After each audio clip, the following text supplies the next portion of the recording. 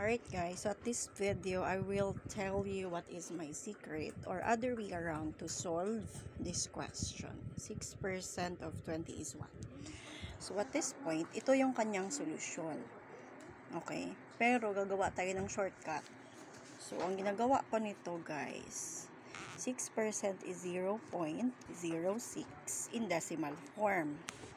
When you see it's a multiplication sign, and 20, copy 20, is what? So, it's unknown. End mo na. Ngayon, for manual solving, 0.06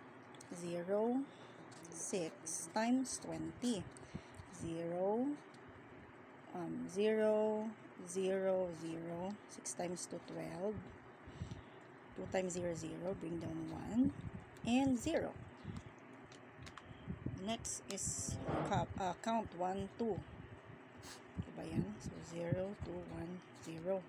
1, 2, 1, 2. So, ang answer is 1.20.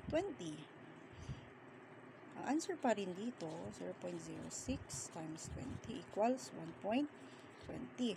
And it's all the same sa kanyang answer na 1.20. In a shortcut way.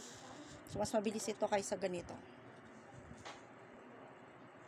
Okay, so sa mga nakagets, you can follow me for more to have some more techniques in easiest way to solve these math problems or equations.